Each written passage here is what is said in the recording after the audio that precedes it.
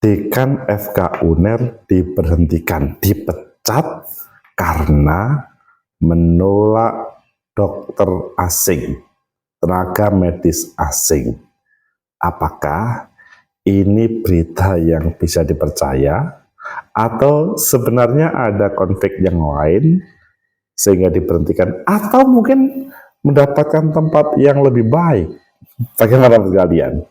Menurut analisis saya,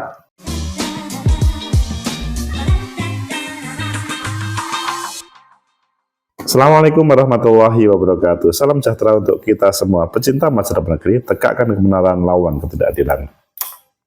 Kalau mendengar seseorang diberhentikan, dipecat, apalagi seorang yang menjadi dekan, itu pasti kita, ada apa ya? Apakah ada sebuah kesalahan? Tetapi kalau keputusannya itu adalah pro rakyat, kemudian pasti banyak orang mendukungnya. Nah, ini ada informasi, ini adalah sebuah dukungan terhadap para dokter-dokter yang intinya menolak tenaga asing. Tapi kok dipecat? Nah, benarkah? Ayo kita baca di sebuah media dan kita kupas apa yang sebenarnya. Kronologi dekan FK UNER dicopot gara-gara menolak kebijakan pemerintah datangkan dokter asing. Mungkin kita juga akan berpikir, apa hubungannya Pak Rektor memecat beliau? Apakah ada hubungannya dengan Pak Rektor sebagai pengambil kebijakan di negeri ini? Kan sepertinya kan tidak masuk akal seorang rektor memberhentikan dekan karena mempunyai pikiran kritis untuk kesehatan atau dunia kesehatan kita, mengamankan para dokter, tenaga medis yang produk dalam negeri. Nah, ya kita perlu tahu yang sebenarnya. Kronologi dekan FK UNER dicopot gara-gara menolak kebijakan pemerintah datangkan dokter asing. Ini ada sebuah pertanyaan yang besar. Benarkah itu? Ini adalah di berita di Tempo.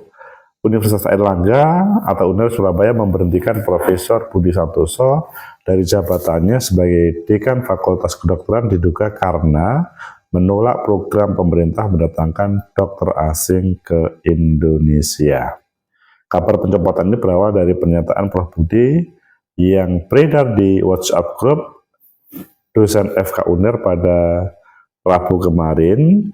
Intinya dalam pernyataannya Prof. Budi berpamitan kepada sekitar 300-an anggota di grup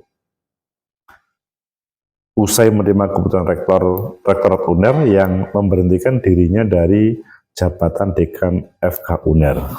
Per hari ini saya diberhentikan sebagai Dekan FK UNER. Saya menerima dengan lapang dada dan ikhlas. Mohon maaf selama saya memimpin FK UNER ada salah atau khilaf. Mari kita terus perjuangkan FK UNER tercinta untuk terus maju dan berkembang. Demikian petikan pernyataan Prof. Budi di WA Group para dosen FK UNER. Saat dikonfirmasi, Prof. Budi membenarkan pernyataan itu sebagai bentuk kewajiban dirinya untuk berpamitan dengan para dosen maupun para senior.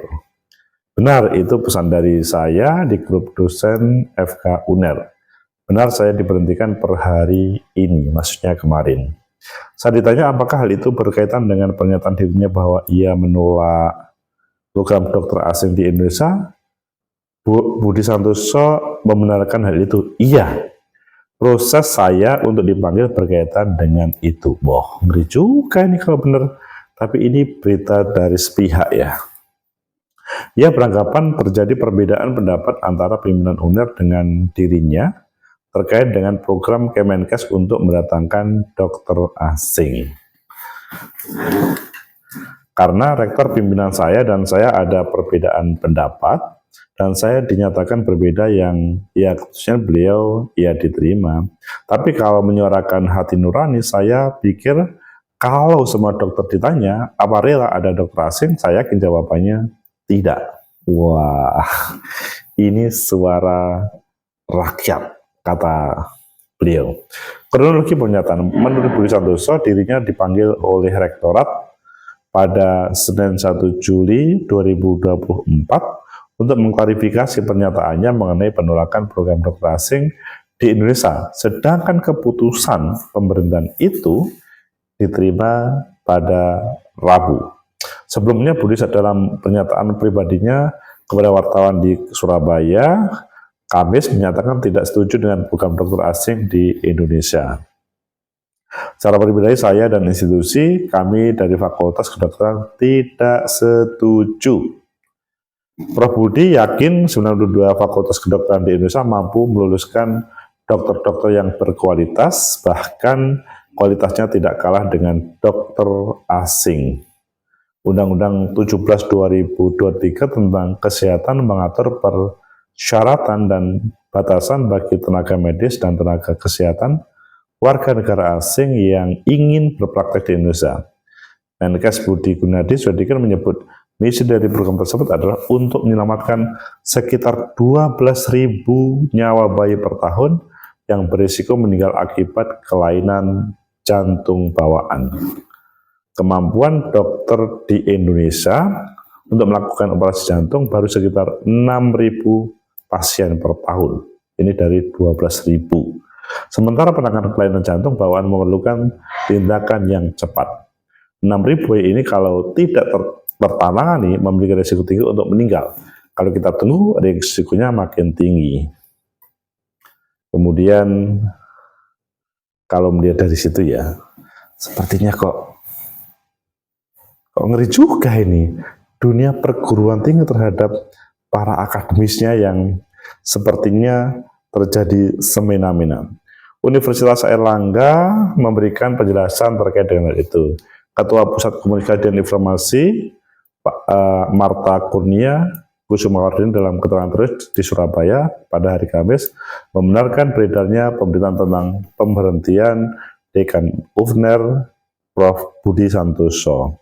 Alasan atau pertimbangan pimpinan UNER terkait dengan pemberhentian ini adalah merupakan kebijakan internal untuk menerapkan tata kelola yang lebih baik guna penguatan kelembagaan khususnya di lingkungan FK UNER. UNER kata dia mengucapkan terima kasih dan penghargaan kepada Prof. Budi Santoso yang atas pengabdiannya selama menjadi dekan. Kami mengaturkan terima kasih dan penghargaan yang sebesar-besarnya kepada beliau atas semua pengabdiannya. Mata berharap UNER khususnya FK UNER terus menjadi fakultas kedokteran mampu memberikan kontribusi positif bagi bangsa dan negara Indonesia. Pecinta masa depan KRI, tegakkan kebenaran lawan ketidakadilan. Clear. Jadi memang ada sebuah pengakuan bahwa FK UNER memberhentikan kepada Prof. Budi Santoso. Tapi alasan atau pertimbangan untuk merupakan kebijakan internal. Nah, ini yang menjadi berbagai pertanyaan dari apa maksudnya kebijakan internal ini. Pecinta masa depan, tegakkan kebenaran lawan ketidakadilan. Ya, apresiasi dari Rektorat UNER, kemudian di Ketua Pusat Komunikasi dan Informasi Publik, sebagai wakil dari pimpinan UNER, itu menunjukkan bahwa memang ada sebuah keputusan pemberhentian. Kalian setuju nggak? Pasti ini akan ada pro dan kontra. Di satu sisi, kalau ngomong demi negara kita, ya yang disampaikan oleh Prof. Budi itu benar, bahwa kita mampu kok, meskipun pada faktanya Menteri Kesehatan antara 12.000 masih tertangani 6.000 itu belum terselesaikan. Tapi Prof. Budi bahasanya mampu kok kita menyiapkan SDM itu. Tapi di sisi yang lain kekurangan itu faktanya itu kurang. Dan sampai sekarang 92 fakultas kedokteran itu belum bisa mengcover. Maka kehadiran dokter, tenaga medis asing itu selanjutnya menjadi perdebatan yang bahasanya Kementerian Kesehatan sangat terbuka. Kemudian yang kedua, memang kalau berbicara globalisasi, ya kita harus siap untuk menerima tenaga asing. Apa yang disampaikan Prof. Budi itu kalau menurut saya ada benarnya, menolak. Tapi yang dilakukan oleh rektor itu ada benarnya. Supaya tidak saling menyalahkan, kalau menurut saya, Prof. Budi, FK UNER 92 FK UNER yang ada, salah satu FK UNER 92 fakultas kedokteran di Indonesia plus di dalamnya adalah FK UNER, ya harus menyiapkan. Jadi bukan berarti kita menolak dengan penolakan begitu terhadap para tenaga medis dan dokter asing. Tetapi kalau memang di kita sudah tersedia, sudah bisa mengcover seluruh kebutuhan kesehatan di Indonesia, maka dengan sendirinya mereka tenaga medis yang datang ke Indonesia akan berhadapan dengan tenaga medis yang ada dalam produk dalam negeri. Nanti akhirnya masing-masing menyiapkan secara maksimal. Sehingga yang ketiga ini adalah yang menjadi pilihan. Tanpa apakah menolak atau tidak, kalau misalkan kualitas para dokter Indonesia internal dalam negeri itu lebih baik, maka tanpa harus ada penolakan, mereka dokter asing, tenaga medis asing akan tertolak dengan sendirinya tanpa harus ada sebuah penolakan. Mungkin berbicara ada program dari Kementerian Kesehatan dalam menjalankan misi kesehatan dunia, itu juga memberikan kesempatan kepada dokter asing. Apalagi di dalam Undang-Undang 17 dijelaskan. Jadi kalau sudah menjadi sebuah produk undang-undang, siapapun harus menerima. Tapi tidak semata-mata begitu. Kalau memang sudah tersiapkan, maka apa yang ada dalam undang-undang itu akan bersaing. Siapa yang maksudnya dokter asing dengan dokter dalam negeri akan bersaing. Dan biasanya kalau dalam bahasa Belanda dahulu, benar atau salah, right or wrong is by country. Jadi kalau dalam bahasa sekarang itu, kalau memang ada yang lebih baik dari negeri ini, maka pasti akan menggunakan yang ada dalam negeri. Kecuali tidak ada. Pecinta masa depan negeri, tegakkan kebenaran, lawan ketidakadilan. Sehingga pada kesempatan ini kita tidak cukup menyalahkan dari pihak manapun. Apakah fakultas kedokteran, apakah institusi Airlangga sendiri, atau bahkan menyalahkan kepada negara Kementerian Kesehatan. Tetapi bahwa keberadaan Kementerian Kesehatan yang perlu merealisasikan Undang-Undang 17 itu penting. Bahwa Universitas Airlangga sebagai salah satu perguruan tinggi PTNBH yang mengcover sumber daya manusia di tenaga medis di Indonesia, itu juga penting untuk bisa menyelesaikan seluruh kebutuhan tersebut. Tetapi kalau dengan cara begitu belum bisa mengcover, dalam bahasanya Menteri Kesehatan, sekitar 1 tahun 12.000 mampu nggak mengcover itu? Lah itu kalau tidak, yang selama ini masih mengcover 6.000, maka itu yang menjadi ruangan yang bisa diisi oleh asing. Tetapi kalau misalkan para sivitas akademika Fakultas Kedokteran 92 yang ada di Indonesia bisa segera mempercepat terkait dengan persiapan sumber daya manusia, maka tanpa harus ada sebuah kebijakan, mereka akan memilih yang ada dalam negeri. Kita buktikan bahwa beberapa rumah sakit yang di situ ada dokter asingnya biasanya identik dengan mahal.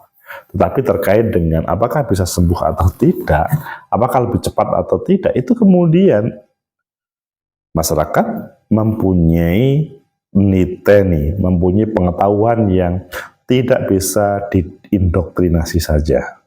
Semoga saja permasalahan pemecatan dekan FK UNER itu tidak dicampur adukkan, tetapi bahwa dialektika itu menarik untuk mencarikan solusi kebutuhan tenaga medis di negeri ini. Semua untuk kesehatan Indonesia dan kesehatan seluruh anak negeri, bahkan seluruh manusia yang ada hidup di dunia. Semoga bermanfaat. Like, subscribe, comment, and share. Sampai jumpa.